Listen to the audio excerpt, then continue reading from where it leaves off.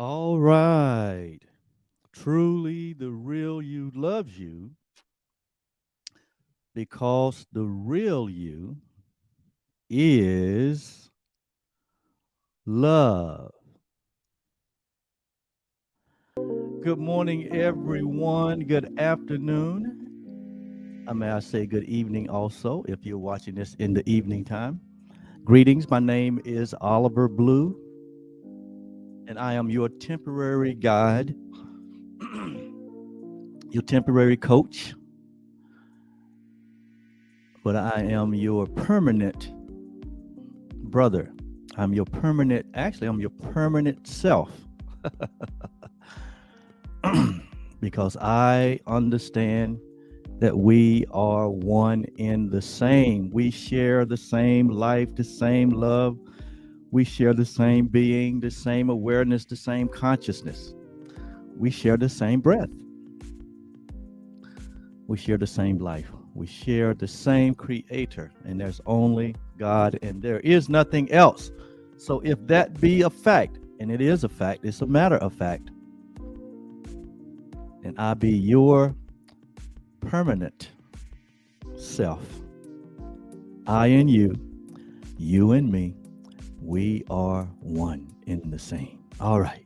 Well, with that said, thank you for joining us this morning for this session of A Course in Miracle workbook lessons. Today, we're going to continue with workbook lesson 136. And we started yesterday by doing an introduction. Hopefully, you've heard that commentary. Hopefully, you've read the entire lesson 136, which is a very powerful lesson. It strikes at the core of one of life's um, areas of confusion, one of life's biggest, I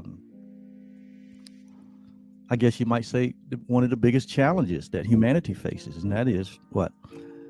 Sickness, or the idea of sickness or malfunction or dis-ease. And we know that it's one of the largest industries in the entire world, where this whole medical community has been developed and grown out of a need to address um, the need for wellness among humanity. And so we're looking at it today from a Course in Miracles point of view.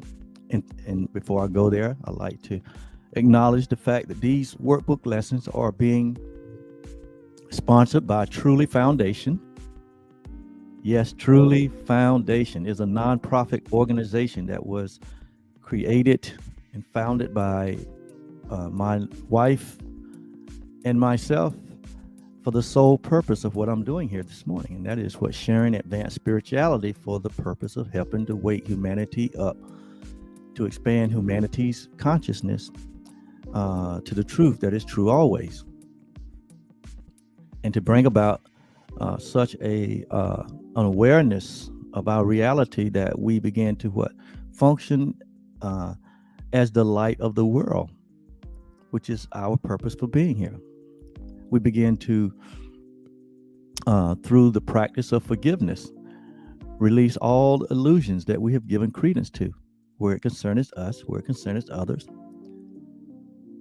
and where it concerneth where we have made of God and a loving Father, or we have this perception of image of God that has distorted our perception and caused us to walk in a level of fear, which we know fear has torment. And so we're here to advance us in a awareness, or in a transition or transformation by which we undo that which we have done to ourselves that caused us to be in such a state of mind, so that we allow that which is always permanent, that which is always unchanging and unalterable, which is what we call the real you, or our divine infinite self, to emerge and for us to have a direct experience of that. And that's a long of a short explanation, but That's what truly foundation is about. So these teachings are are an outgrowth of our desire to help humanity to wake up and be the light that it is.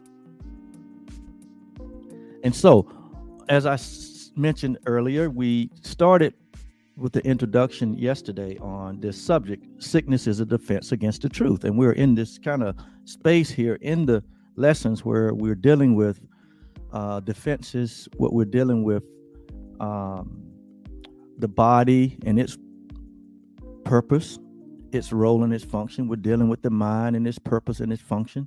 And so yesterday we included a little dissertation out of the course, out of the clarification of terms section, where it where we forgive me where it gives a section here on the mind or the spirit. And then we went through this yesterday in detail, so that we have an understanding of what the mind really comprised of, and where is the mind and what is its function. And we talked about wrong-mindedness, right-mindedness. We talked about the choice to choose between right-mindedness and wrong-mindedness. But we also talked about the idea or the concept of a split mind only comes because of a belief in separation. Because in reality, there is no split, there is no division. In reality, there's only oneness. However, the mind that we have, which we all have access to the same mind, is but what the course calls a activating agent of spirit. In other words, it is the way we activate or access the spirit, or spirit meaning the thoughts of God. And we call, we hear the terminology, the mind of God or the mind of Christ. This is what it's talking about. Even Paul got an insight on that when he said that we are to let this mind be in us that was also in the Christ. And that mind had to do with our equality with God, which in most cases we reject. And so we concluded that, and we just went through the first paragraph here, but it was concluded that the mind is where all sickness originate, and that is the mind that really needs healing. However, we have been misinformed to think that the body, through body identification, that the effects of an unhealed mind, which shows up in the body, we focus our attention on healing the body. When we've also shared that the body is a neutral, wholly neutral thing, and that the body is a healthy. The body is designed as a healthy, suitable, or serviceable instrument, which I call a communication device, which is what the course calls it. And there needs to be very little focus on the body where healing is concerned, but the focus has to be on the mind, because it is the mind that is sick. And the mind is sick in the sense that it thinks it's separate, it thinks that it's alone, it thinks that it is it is an entity in and of itself. And so it becomes the mind in that state becomes a defense against the truth. It resists the very thing that it needs to heal itself. And so it's about letting down our defenses, or letting down the fence. It's just a matter of letting it go, just like forgiveness, letting go of false perception and embracing reality. So this whole book, this whole course that Jesus created for us, and thank God for this course. Without this course, it makes it just more difficult to understand what this thing is all about. And this is not the only course. He says there are thousands of them in the world right now. They all lead us home. Where is home? Home is where we've never left. I call it the holy home of God, which is who we are. It's our true identity. It speaks to our oneness with God. And so we said that in reality, this is a course in healing, because the mind, we have identified that the mind is what is sick and the mind is what needs to be healed. And so this is a course in healing. And that the mind is the cause, and that the body shows up the effect of a mind that is unrenewed, or a mind that is sick, or a mind that is thinking wrongly, okay, that needs to be corrected. So the mind is in error. The mind is not in sin. The mind is in error.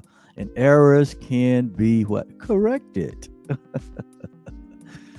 We've already identified and established the fact that sin does not exist. That is a man-made concept to keep us further in defense against the truth. And we also said on yesterday that sickness is a fence,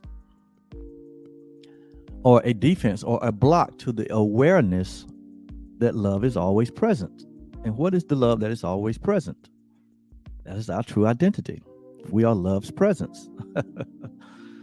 And so just some things that we shared yesterday. And we started out by saying that no one can really heal unless they understand the purpose sickness seems to serve. So there needs to be an understanding.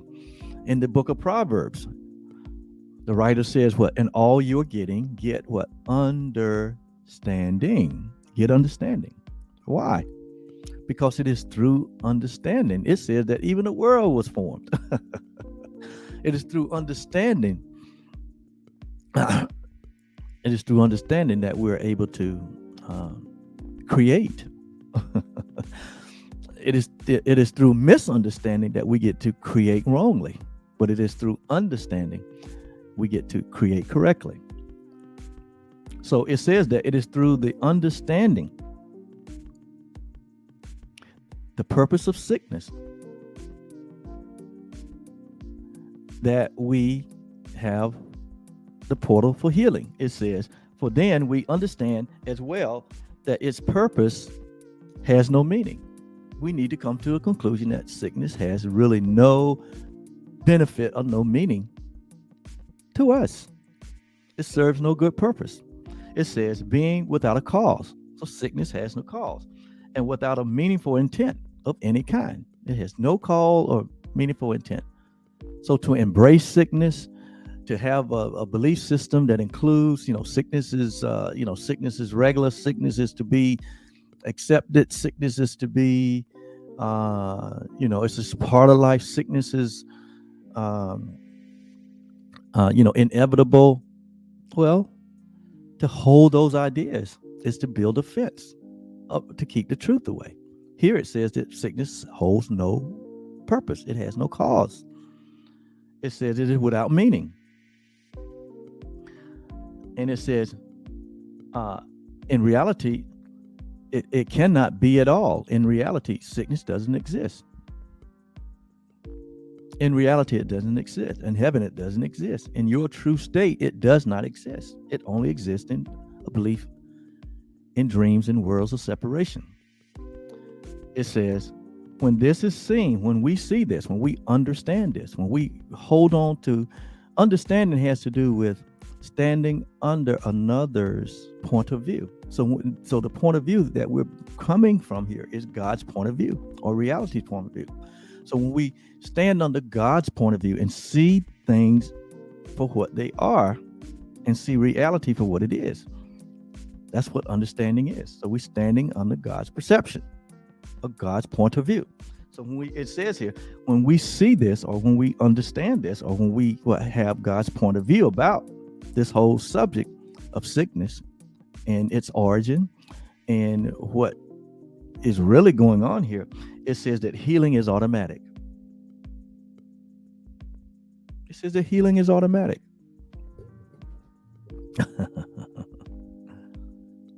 Because in reality, there is no sickness. What happens in dreams and in illusions and in vain imaginings and in hallucination and in the belief in separation, It doesn't even exist. And that's where the so-called what sickness is made normal or made real. But in reality, what it does not exist. If you want to get down to it, of course, there is no world. There's no body. There's only dreams of it. Now, this is healing information. As this information comes into your space where you make choices, your space where you develop paradigms, where you develop patterns of thinking and belief systems. This is the information down that you can now use to build your thought system on truth and reality, to where it begins to heal the mind. And where the mind is healed, the body relaxes and functions as it's supposed to. Where the mind is in direct awareness, agreement, and no longer entertain these false ideas, the body has to follow. It has to.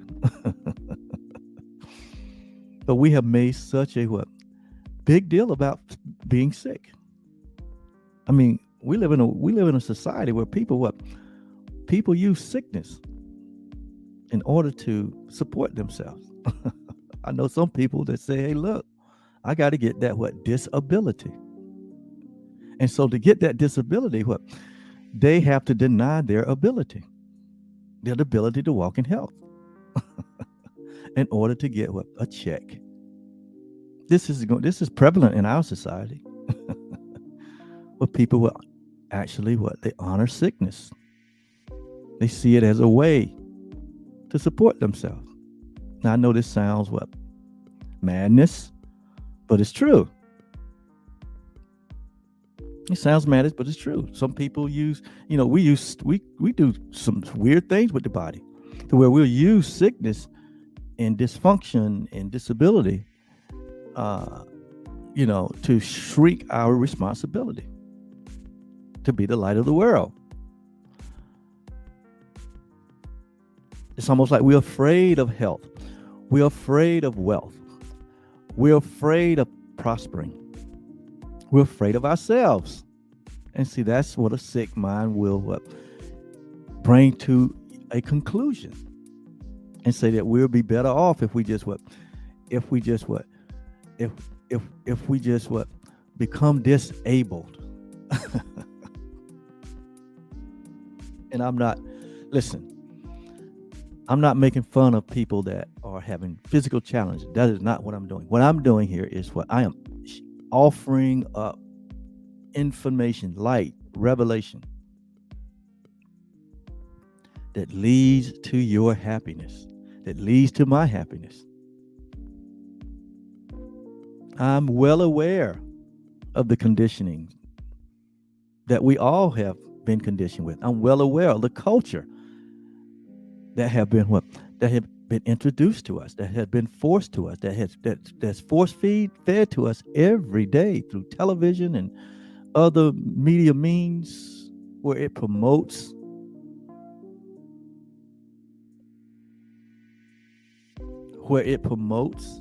the idea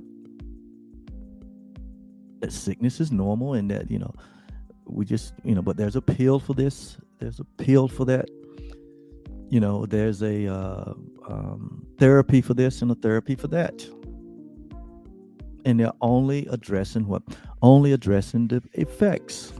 They're not addressing the cause. The cause is the mind that is thinking wrongly. And so we are here going through this 365-day lesson in order to bring correction to our way of thinking, to our way of perceiving, which influence our decisions, which influence our actions, would ultimately influence our results. And if we're in a state of results that we do not like, the results will remain the same or even worsen unless we make a change, unless there's a transition made or a transformation.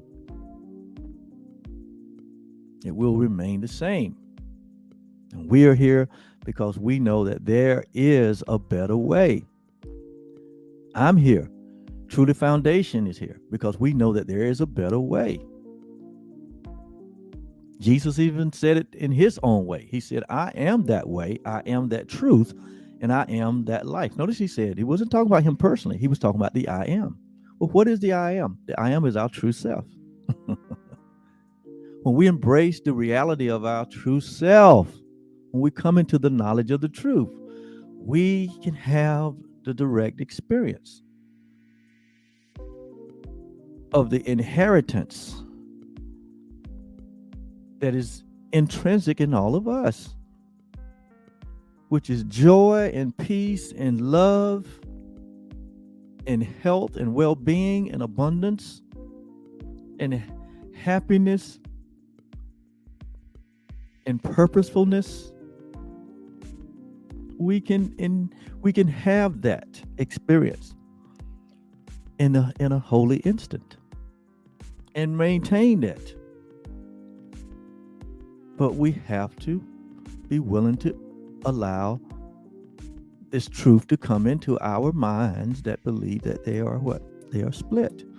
They come into our mind and unify and synchronize and restore that which is, to remove the blocks to the awareness of love presence. And so that's what we're talking about here. But I have to, I have to talk sometime in specifics. The course doesn't talk very much in specifics. But if what I'm talking about is not helpful to you, then what is the point? And so sometimes I have to talk from where we think we are.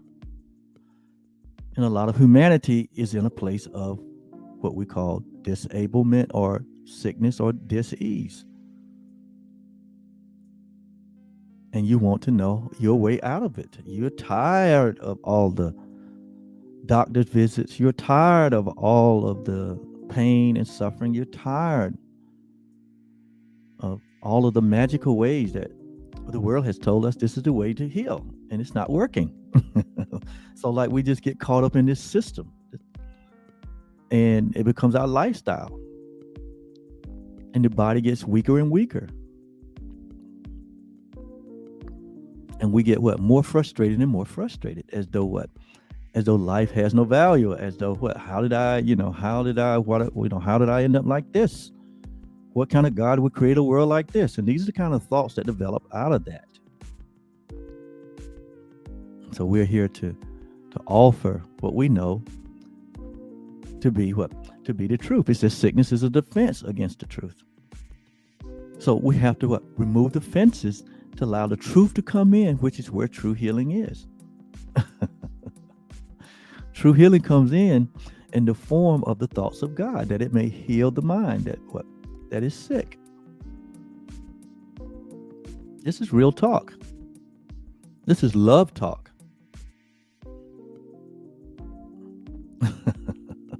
And I hope this is helping you. I believe that it's helping you. And I'm not against, like I said on yesterday, I'm not against medicine or those things that we have come up with, man-made ways of helping to reduce suffering and pain. And I'm not against that, but I'm saying there is a better way. There is a way whereby which, where we begin to embrace the truth. First, the truth has to be spoken. How will they know without a preacher or teacher? How will he go unless he be sent?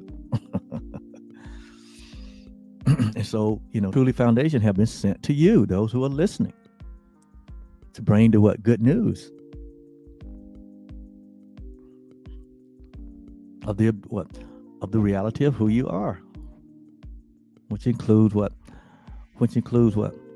life of abundance. Jesus said, I come that you may have this, or I came to make you aware that you already have this.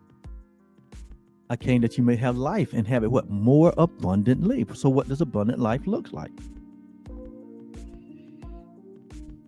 What does abundant life look like? Well, just look at his life. Nowhere do we hear where he dealt with what bodily dysfunctions or disease or ailments. Why? Because his mind was completely whole and healed.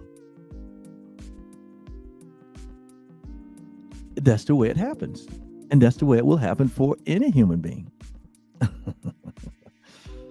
Jesus is our example. So his life was what? Was the abundant life. He never struggled. He never doubted. I mean, he knew who he was.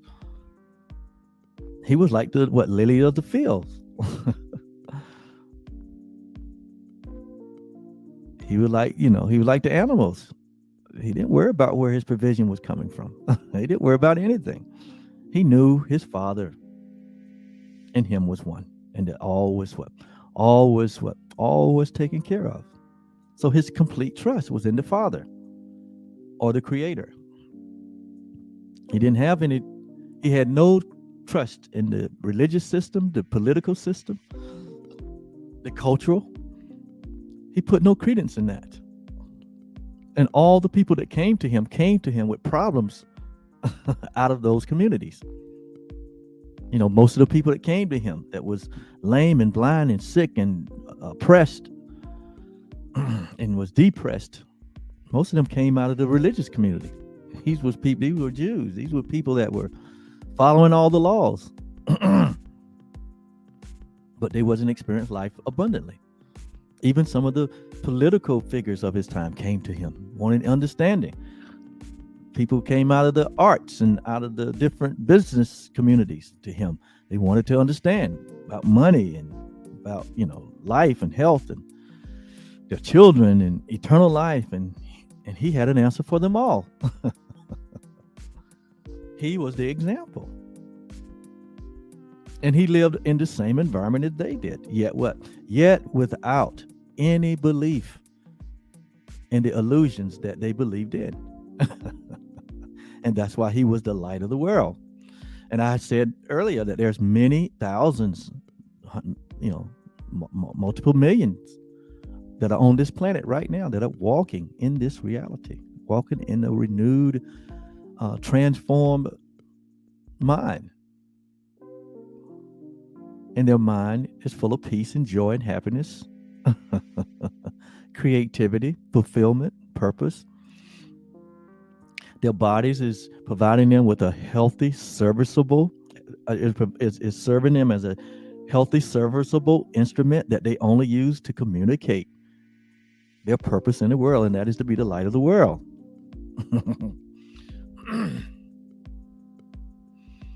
So I'm talking real talk here. I'm not talking from a place of separation. I'm talking from a place of oneness. This is heavenly talk. It's a real talk. And so it says, when this is seen, healing is automatic. Now, why would we not want to gravitate to an idea that healing becomes automatic when we understand it's what? Absolute meaninglessness. It's absolute intent to keep us separate from the truth. Why would we not gravitate to this? It says it dispels this meaningless illusion. What does? Understanding. It dispels this meaningless illusion by the same way that carries all illusions to the truth. See, the whole idea here in this course is that we're bringing our illusions to the truth, and the truth dispels the illusion. What is the truth? It is every thought of God. What is the illusion? Every dream we have made up. Every idea that has come from the belief in separation. It's all an illusion. So we bring that illusion to the truth. You cannot correct an illusion with an illusion. You cannot heal an illusion with an illusion. You can only bring the illusion to the truth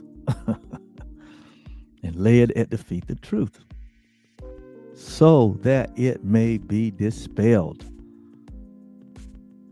And that's what transformation is all about. Be not conformed to the illusions of this world, but be ye what? Transformed by bringing the illusions to the truth. It's called the renewing of the mind. And so it says, and merely leave them there to disappear. Healing is automatic when the illusions disappear. When the old thought patterns, the old paradigms, the old wives' tales, all of that which culture has taught us, that is antithetical. Antithetical is not a big word. Antithetical means, it just only means it's anti or against that which is true. So all that which is anti-truth, we just lay it at the feet of truth and let it disappear. It's just that simple. Don't cost you a dime. You don't have to go make thousands of appointments. You don't have to go and go give penance to a priest. You don't have to take your resources and give them to someone to find a way to get favor, whatever, all of the tricks of the trades that we use to try, all the magical ways that we use to try to find some peace in this life. You don't have to do any of that. All you have to do is be open and willing to allow the truth of your reality to be made manifest in your thinking so that it can heal the mind that thought it all up, that dreamed it all up. It's just that simple. Life is so simple. God is so simple. Who you are is so simple. It's not complicated or complex like the world is. That is offense. The complication, complexity is offense or a defense against the truth. When you wake up in the morning, why you think there are billions of choices, billions of paths, billions of opportunities? It's complex. And the mind goes to work immediately when you wake up. Plug it into the world that is complex. When all the time, all we need is to plug into ourselves, plug into our own reality. Because when we plug into ourselves, we plug into our own reality, which is God. We plug into all the infinite intelligence that there is. And so we can, we can step down from the position of being our own planner, a personal planner. We can step down from our position of being our guide. We can step down from all the roles that we have played to make a life. And now we can rest and receive direct plans, receive direct guidance from the self that knows all things. We can relax. We can be at peace. We can let go of all of our anxiety, all our fears, all our phobias. We can let go of all the wives' tales, all the folklores. We can let go of all of those things that only built fences around us to keep us from the truth.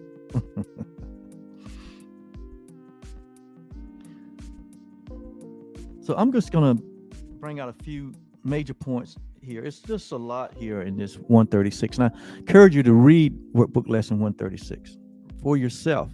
Meditate on it. Read it slowly. Each line is has so much healing power in it. Each one of these points that it brings out within this workbook lesson, it has healing. It's a healing agent. It says the mind is what? It is a activating agent of spirit. What the ideas in this workbook lesson is an activating agent to your healing. It is through your welcoming in these truths that it activates the healing, or it brings about what? The correction in our thinking, which brings about what? The correction and the functioning of all that we are. And so it says here that sickness is not an accident. Notice now, it says sickness is not an accident. Wow. It says, like all defenses, sickness being one, like unforgiveness is a defense. It's a defense against the truth. When we don't forgive, we build a fence.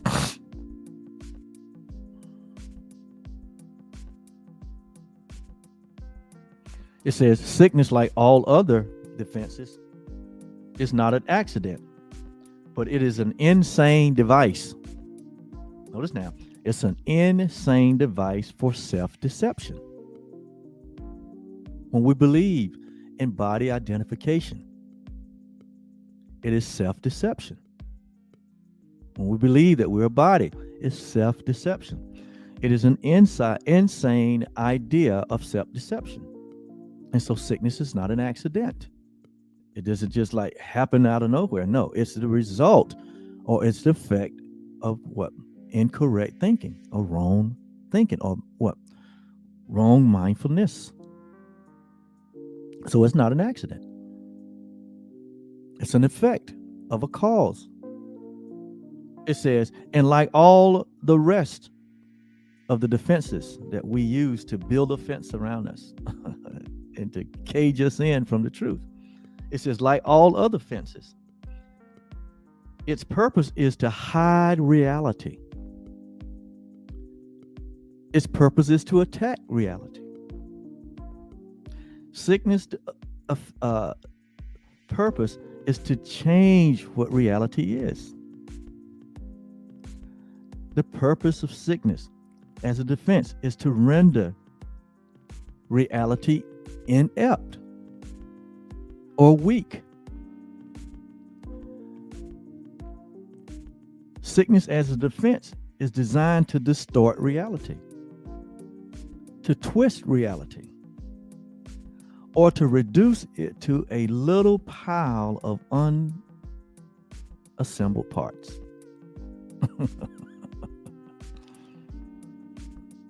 To reduce reality to what? A pile of unassembled parts. The body is what? It consists of what? Many parts. And when we make the body our reality, we have reduced it to a pile of parts.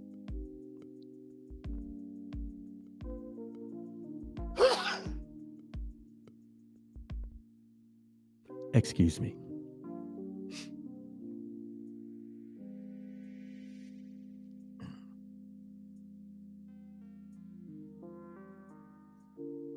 All right. And so when we see scenes of bodies that are dismembered, when we see scenes of bodies that are destroyed, there have been scenes recently from the war where there's been mass graves, where we've seen them just toss bodies into a grave. To the unrenewed mind, when he sees that, what do you think image comes up? What do you think they feel? How they feel about that? What do you think an unrenewed mind would conjure up in that scene if their belief in body identification? It's horrific, it's horror, it's fear, it brings terror to one. But when you understand reality, that reality is not, a pile of bodies or a pile of bones or a pile of parts. Remember, he said that the body is what? Remember, it says the body is a serviceable instrument, but the body is just an instrument, temporary instrument. It's like when you buy a piece of equipment, or some digital device or whatever. When it breaks, or when usefulness is over, what do? You just throw it in a can because it's what useful is. No usefulness is over. Well, the body is a device also. When its usefulness is over, we lay it down and we move on. It's hard to embrace that where the body is concerned. Why? Because when we believe that we're bodies, you got it. So you have to let go of the idea that your body is not who you are. It's a serviceable device. Its usefulness is communication. It's for to you express through the body in this realm where it requires a body. It's given to you to express the light that you are, your true nature.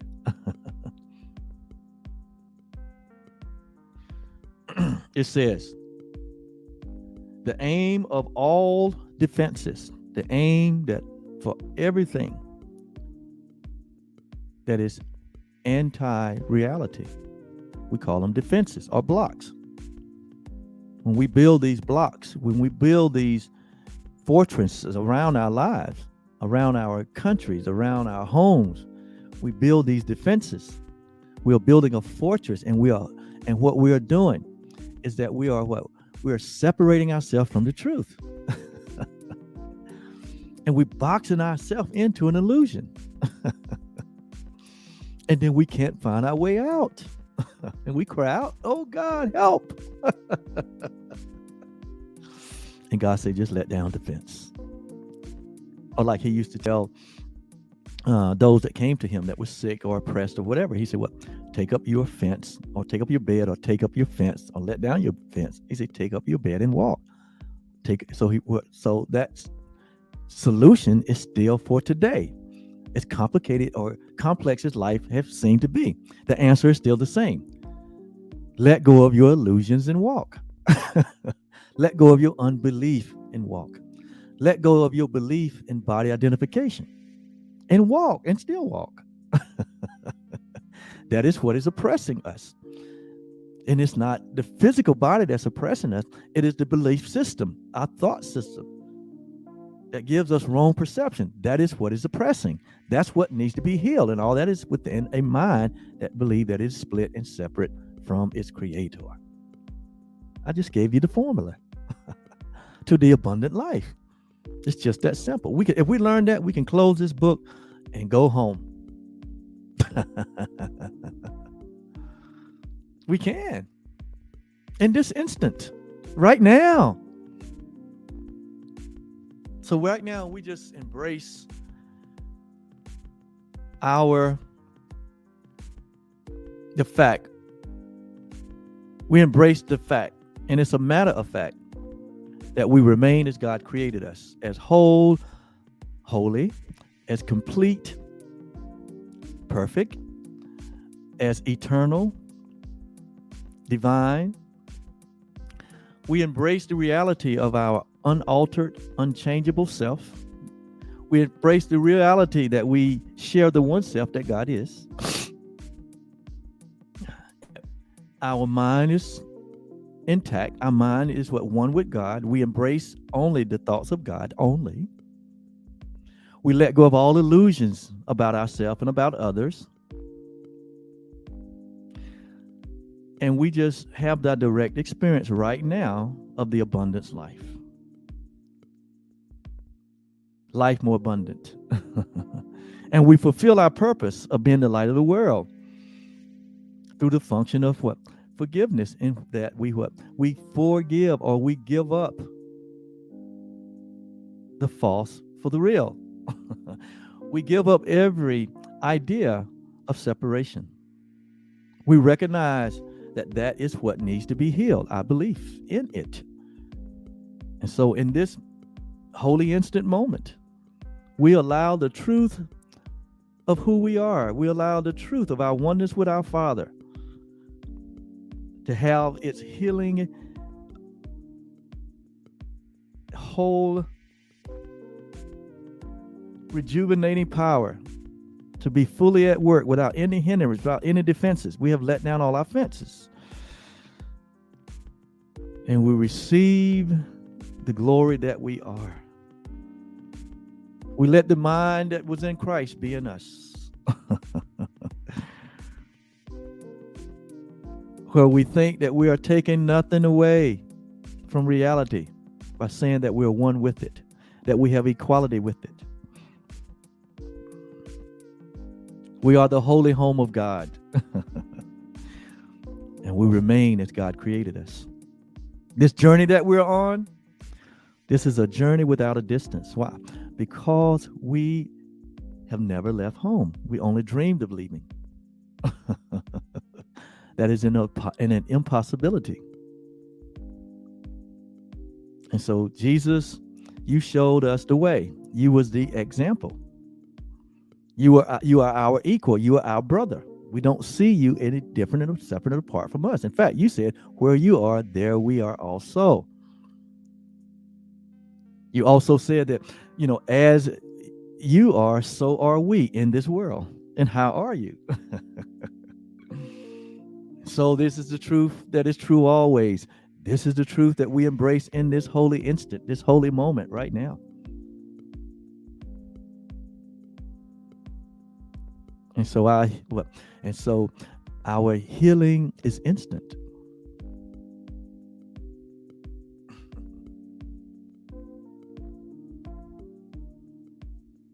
Our healing is automatic.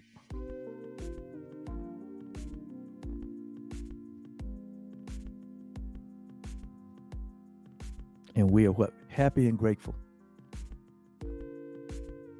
And this we share. This we extend to all humanity. Because it belongs to all humanity.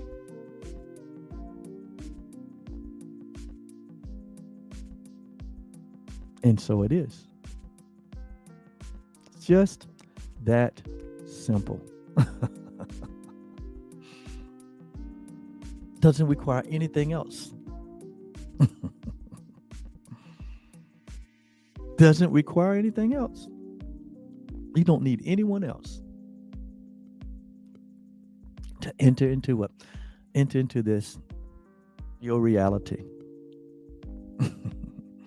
Remember, I said I'm just a temporary guide. Your permanent God is within you. Your temporary God is your true self. This is only the beginning. This is not an end.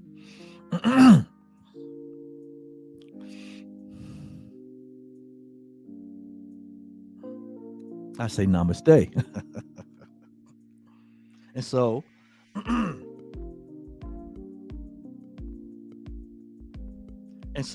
sickness is not an accident,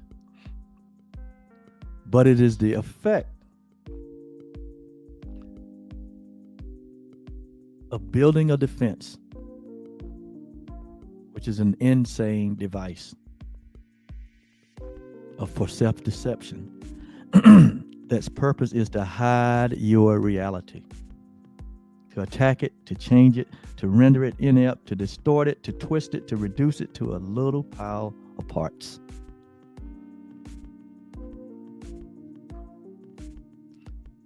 It says that the parts are seen as if each one were whole within itself. That's the whole idea of the 8 billion bodies on the planet.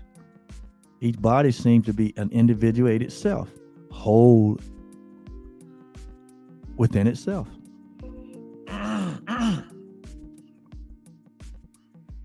When we see through the eyes of the ego, what we see is 8 billion bodies. But when we see through the eyes of oneness, when we see through the understanding of God, we see the one self that we all share. The I becomes single. That's what Jesus meant. When the I is single, when you have the understanding of God, when you have the understanding of oneness, when the I is, and if the body is full of light, what do you think light represents?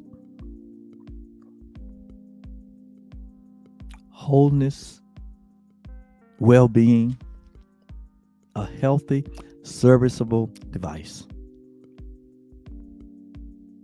the body is so happy that it only has to function according to its purpose. And now is not levied with purposes that it cannot fulfill. And so the body gladly serves you, feeds you with an abundance of health. Likewise with the mind. When the mind is healed, when the mind is no longer having to play the role of an individuated self, when the mind no longer has to play the role of the leader, when the mind no longer has to play the role of separation, when the mind no longer has to play the role of division and strife, when the mind no longer has to play the role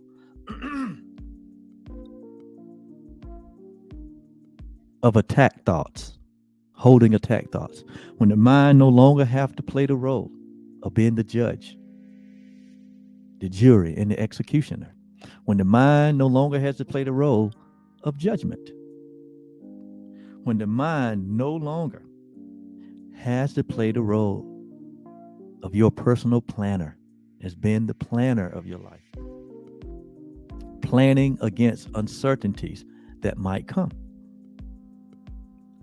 When the mind no longer have to fulfill those roles that it was not intended to, it will gladly and wholeheartedly serve you as a what? As a grand servant. The mind will become the altar in which what? All that which is true has a landing place in your heart, in your mind, to receive of the abundance of grace. Wow. To receive of the gift of all the gifts of God. To align itself with the loveliness that you are. To align with the beauty that you are. To become the express the express image of its reality.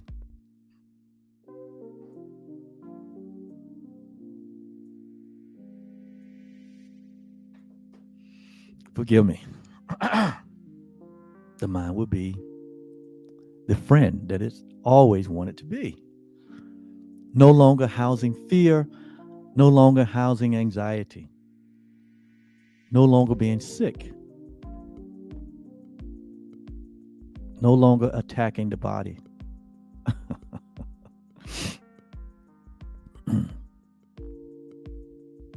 But now your life become this synchronized, beautiful expression of the image of love and beauty and joy and happiness.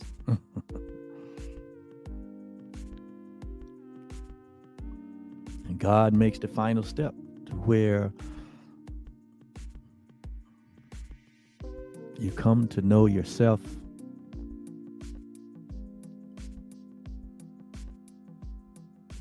as you really are.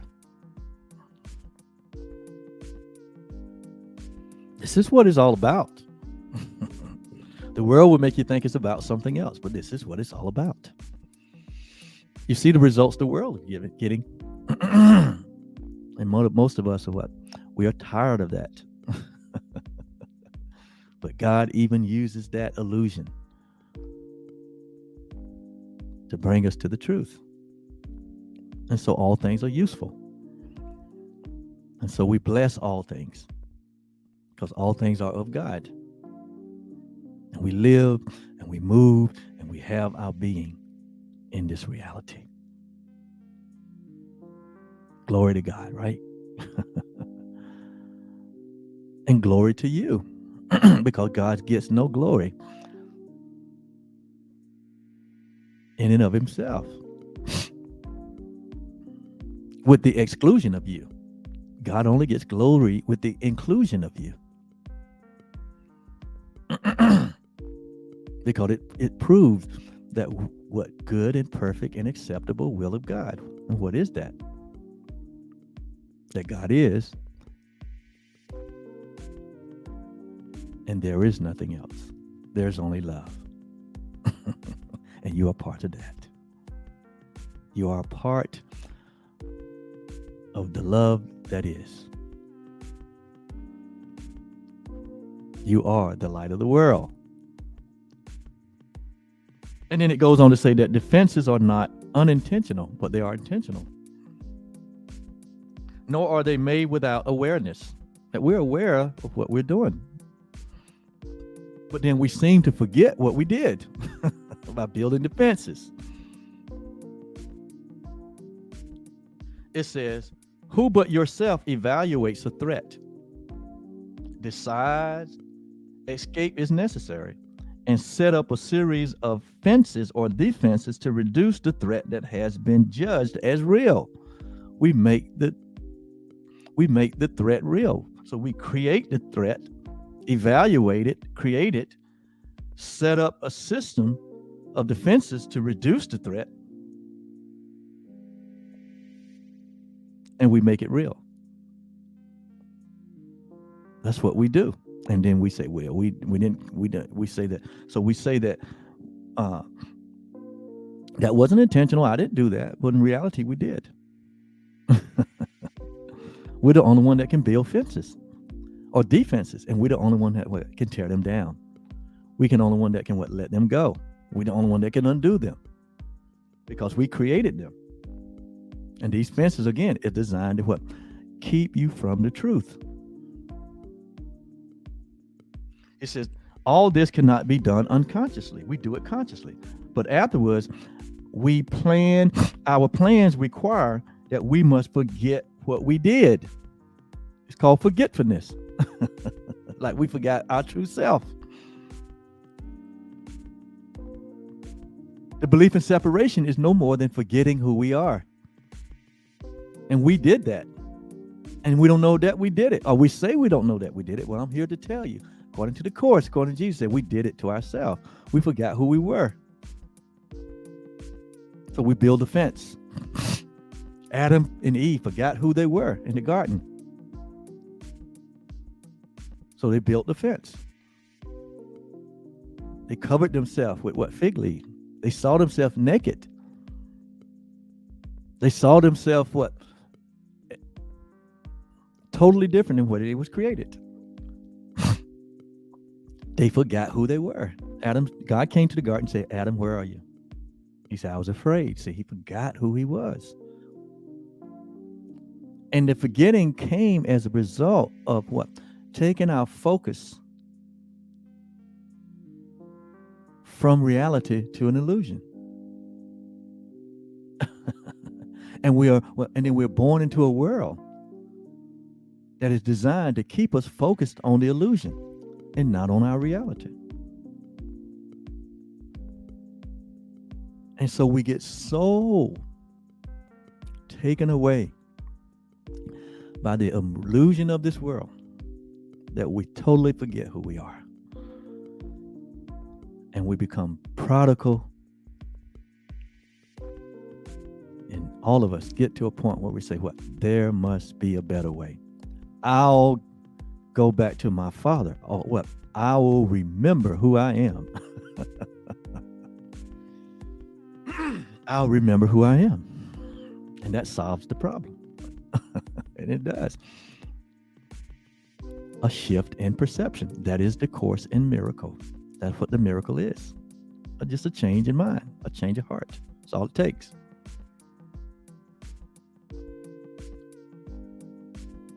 It says, it is this quick forgetting of the part that we play in making our reality out of illusions that make defenses seem to be beyond our own control, as though what now that we live in a world where we have no control, that the world is controlling us, that the world is making my decisions.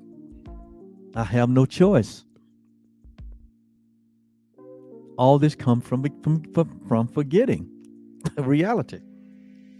It says, but what we have forgot can be remembered. Notice now, this is what we have forgotten can be remembered once we let down the defenses. Because just beyond your fence is the truth.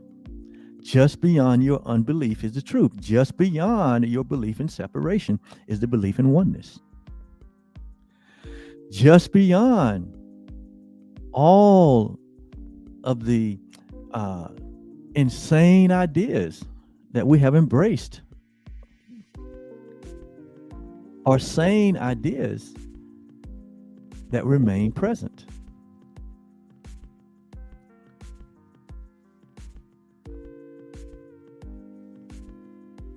It says it can be remembered given willingness to reconcile or reconsider the decision, which is doubly shielded by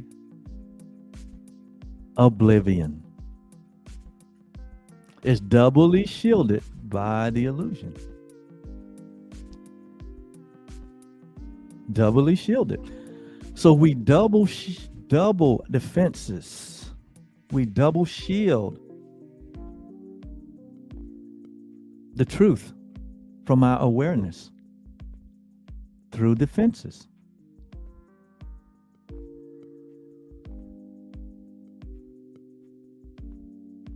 It says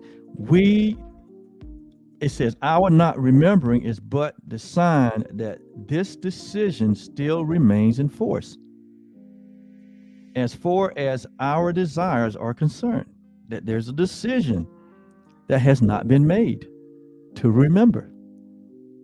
So through the decision not being made and through the fences that we have built, we are doubly shielded ourselves from the truth. It says, mistake not this for fact. Defenses must make facts unrecognizable. Defenses must make reality unrecognizable. And it does it through the multitude of illusions. It does it through the blindness, through the forgetfulness. It does it through the lack of awareness or expanded awareness.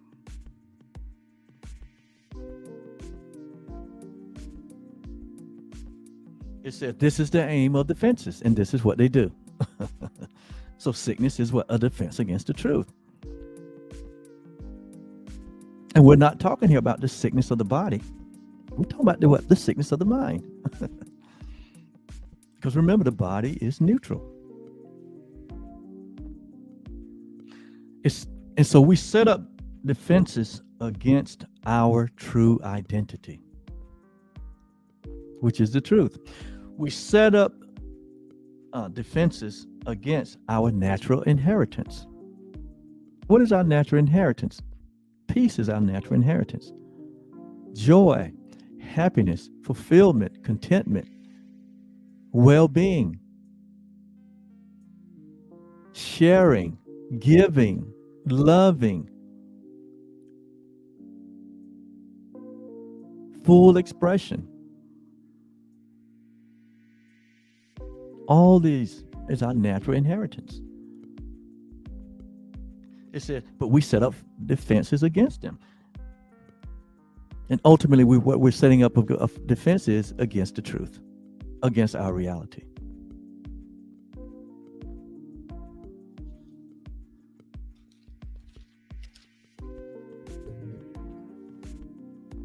And so it says that sickness is a decision. So we've made a decision. Where there is sickness, we're making a decision against the truth. It is not a thing that happens to us. Sickness is not something that happens to us quite unsought, as though it's not that we seek it. It says, but which makes us weak and brings us suffering. It says, but it is a choice that we make, a plan we lay. I know this sounds like what? Oliver, you foolish. No. It's saying this is what we do when we build fences. It says we're making a decision for sickness.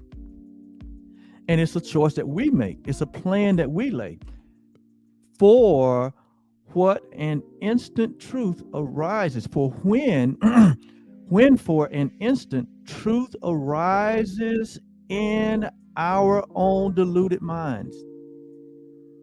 When truth arises. Notice now it says when this happened, and all our world appears totter and prepare to fall. He says, now are we sick, that truth may go away and threaten our establishment no more. It's that we reject it. We reject the truth. And so we're making a choice for sickness when we reject the truth. That's what it's saying here. This is not what I'm saying. This is what Jesus' course is saying, that this is what we do. So when truth arises within our minds, when we hear the truth, but we're not ready. We make a decision. We're not ready for the truth. We want to stay on the what? Prodigal road. We want to remain the runaway child, running wild. Looking for what? Looking for life. Looking for the goal. The world says it's here, it's there, it's everywhere. Come get it. Looking for ourselves, looking for peace, looking for identity in all the places that it's not. He says when we do that, we are making a decision for sickness.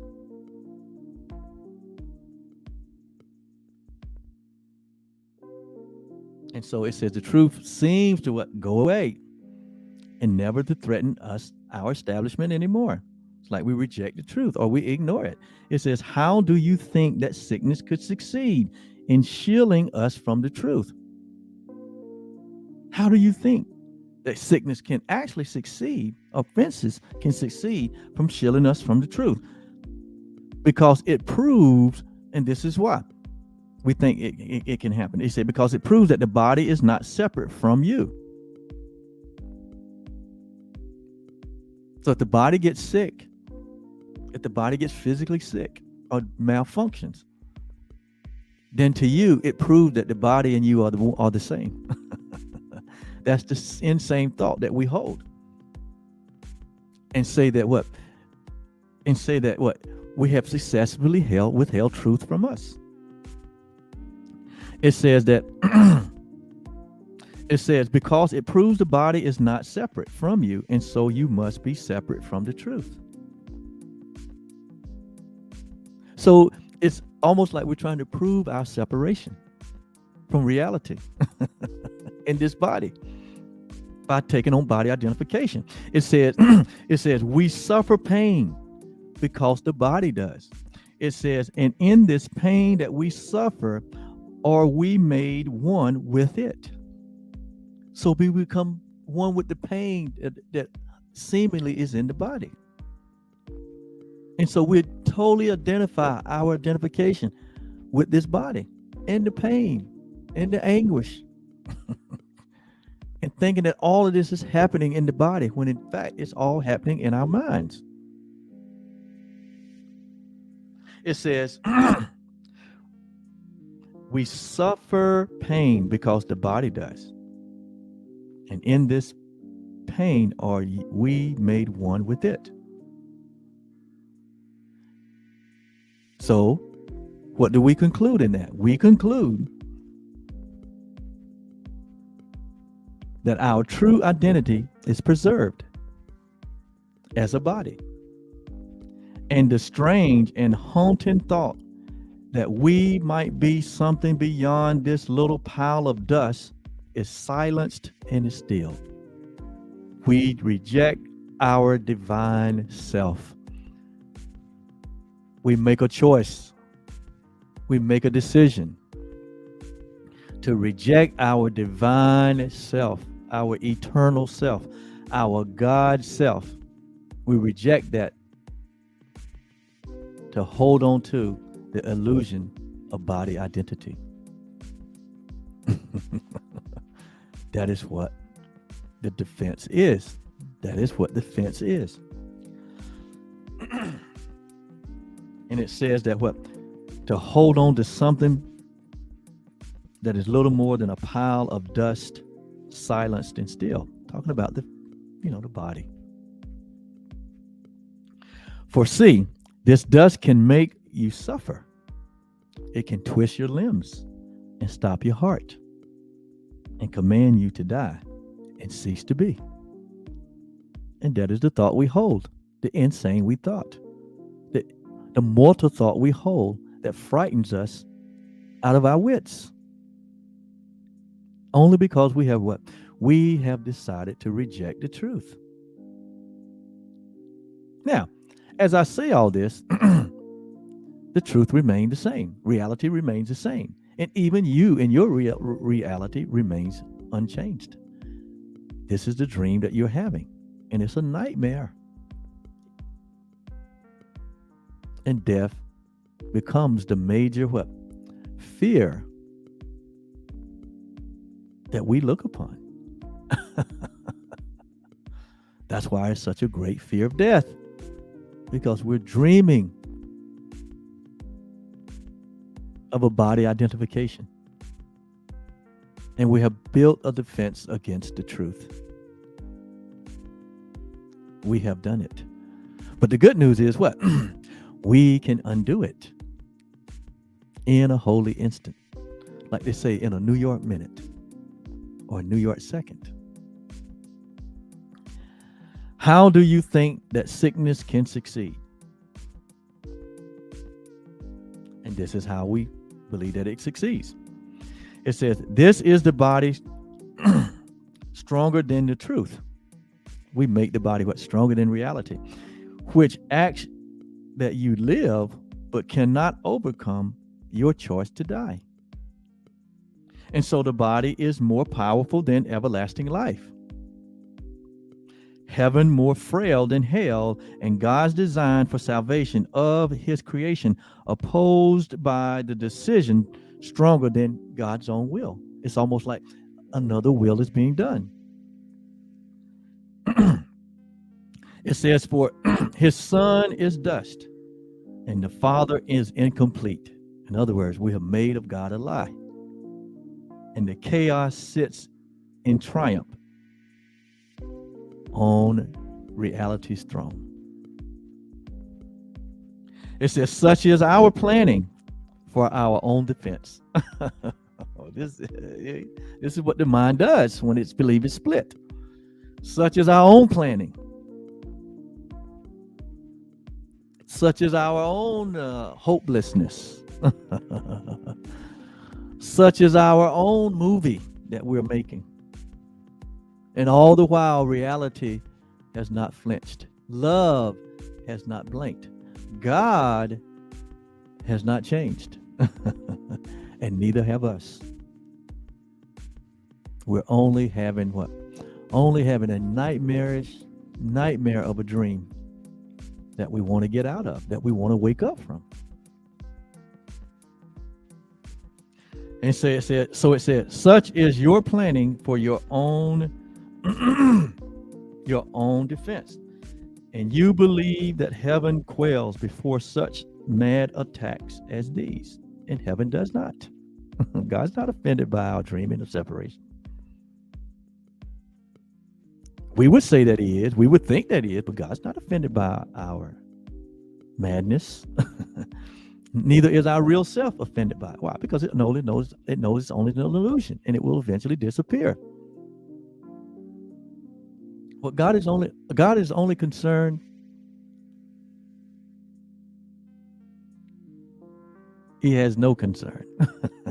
Love has no concern. Why? Only love exists. That which is real is not threatened. See? That which is unreal does not exist. Our dream of separation does not exist. Therein lies what? The peace of God. So it is God who is at work within us to wake us up, to will and to do of his good pleasure. So it's almost like God is what? Playing with himself in these dreams of separation. Remember, we're not separate from God. So it's almost like God is what? Having this dream of separation and then saving himself. It's called the God game. And you're part of the God game. It seems that way. That's not what's happening, but it just seems that way. That's a more relaxing explanation of what's going on. God's just playing with himself. We all play with ourselves. We know what that's like.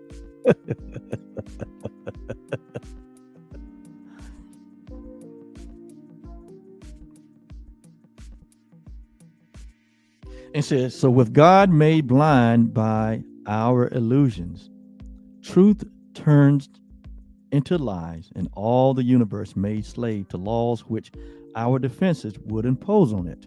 Notice now. Yet who believes illusions but the one who made them up? Who believe all this? We got a world that believes all this. Why? Because the world made it up. Collectively. So now we're coming to you personally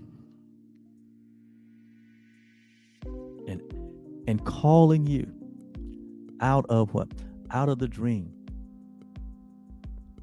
Calling you to dispel the delusions.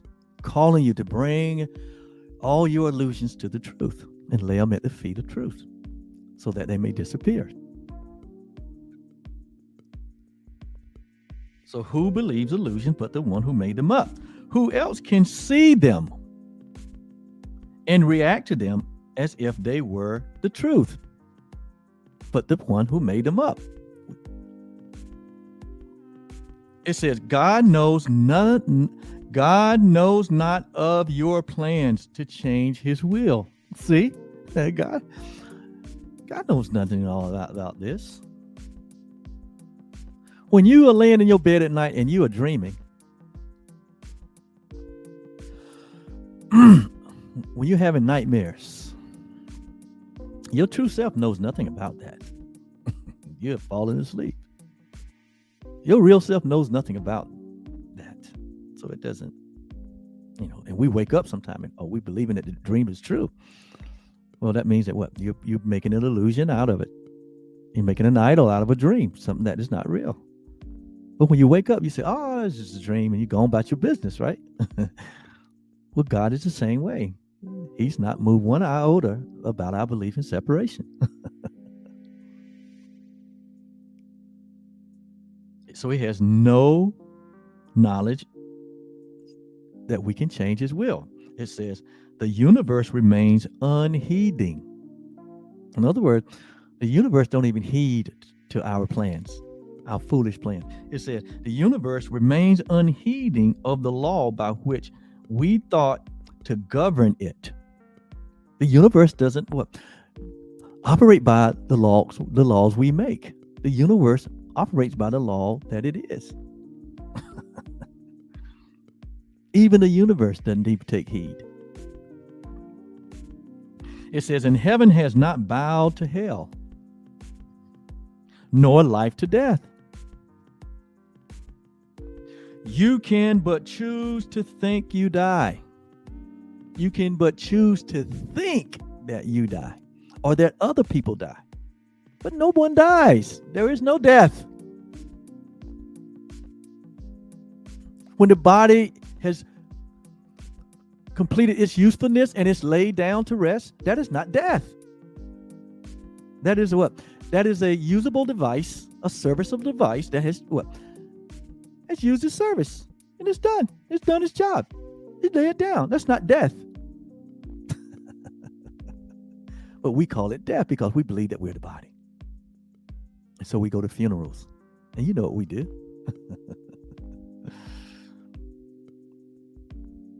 And there is no body in that body. But we act as though it is.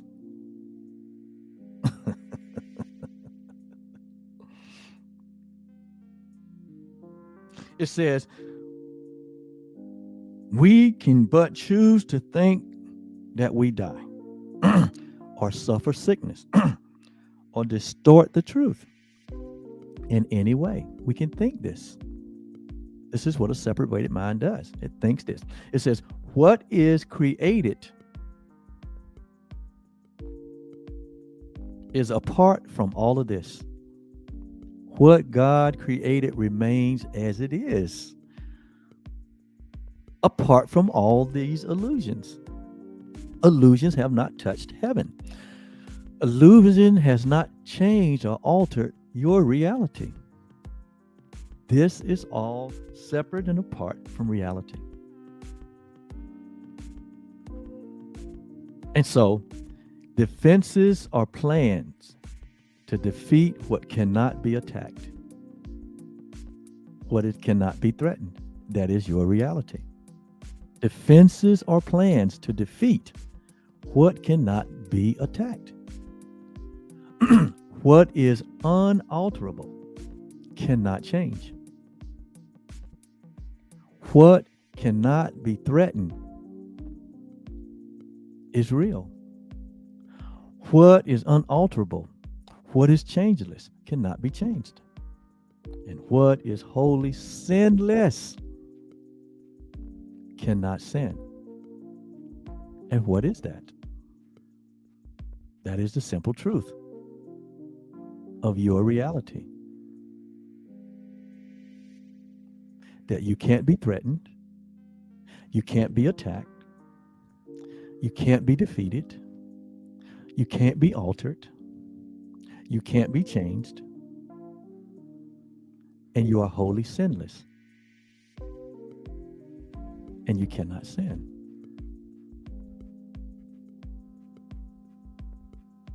That is the truth.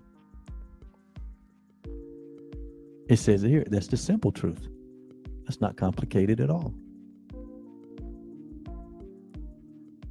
In any and everything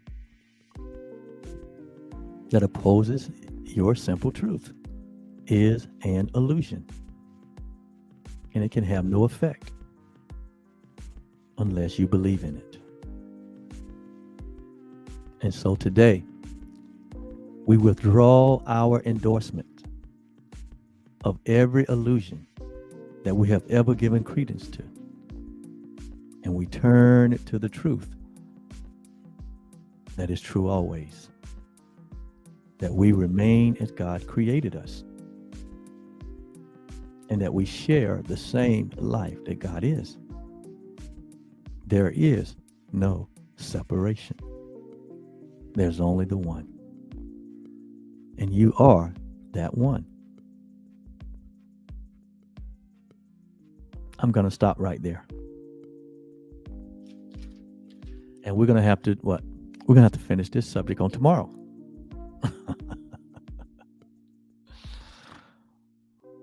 I rest the case. You see the illusion. You see the error. It's just an error, not a sin. You see the error in our thinking. And so what? Not anything to be judged about or feel guilty about. Errors are made to be corrected. And we just make the correction by what? Taking up our fences and walking into the truth of our reality. It's just that simple.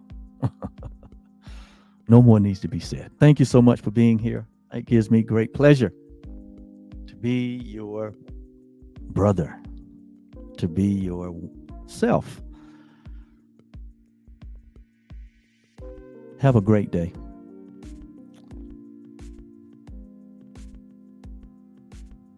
Bye-bye.